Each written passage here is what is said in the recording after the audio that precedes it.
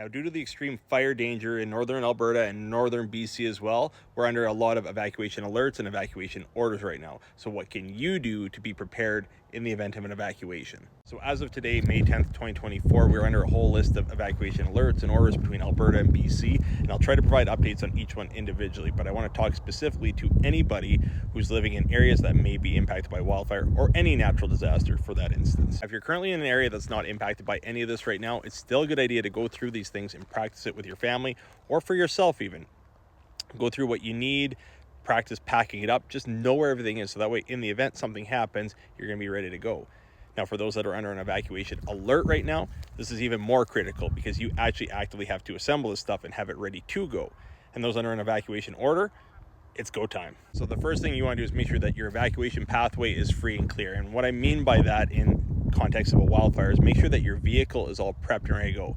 Make sure it's fueled up, make sure that the fluids are all good, your tires are inflated, make sure your vehicle is in good working order so that way when you hit the road, it's not going to give you trouble along the way. So this will also include planning your routes as well. How are you going to get from where you're at to where you need to go? Sometimes it's going to involve going from point A to point B, then to point C, instead of just going straight. Now, you can check apps like 511 for highway closures and updates like that, but it's a good idea to familiarize yourself with where you're going and what the terrain is like, because maybe you need to take a gravel road, maybe you need to take a bypass road of some sort. Maybe it's not the main highway because that will be shut down. So always just keep in mind on where you're going.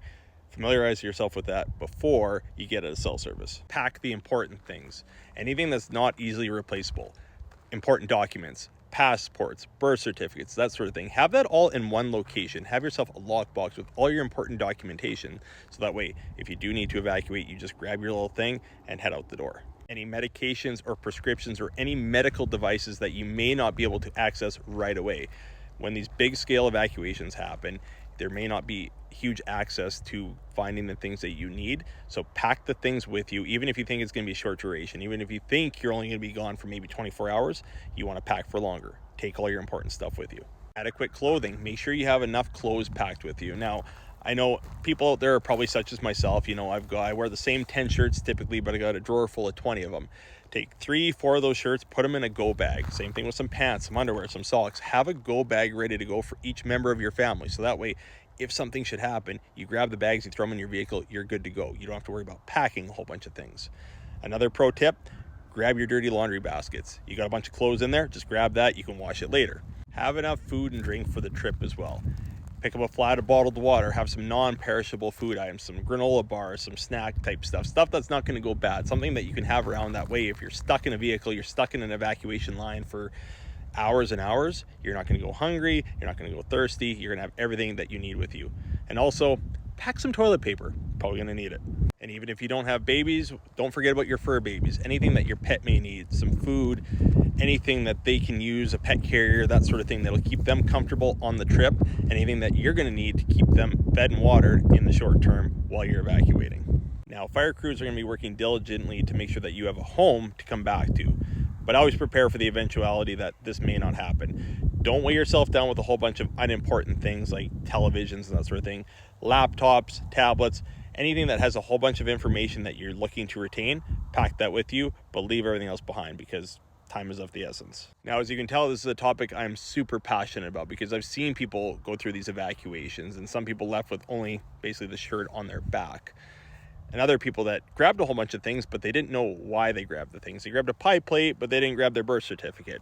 This is an opportunity to open this conversation to where people can start talking about these things and being like, hey, this is maybe the things I need to bring with me if this should happen. Now, as I mentioned earlier, if you're under an evacuation order, this is probably too late. But hopefully you grab the things that you needed and you're adequately supplied for the evacuation ahead of you right now. If you're under an evacuation alert, though, put these things into practice right now. And hopefully it'll be something that you don't have to utilize, but you're ready to utilize if it should come to that. Now, I feel like I covered on most of the important things. Hopefully I didn't miss anything, but at least this will open up the conversation in the comments. If there's anything I missed, go check out the Alberta Wildfire Preparedness Checklist. There's a lot of great information on there. I'm also going to do a video talking about what things you can do around your home prior to evacuation that'll make it a little bit more fire smart, something you can quickly do to help increase the survivability of your home. So look forward to that video. But as always, if you like the video, give it a like, helps boost the video. Share it out to some people that you feel could benefit from this information, and follow along for more wildfire info. Be safe out there, help out one another, help your neighbors out, especially at their time of need. Stay safe, everyone.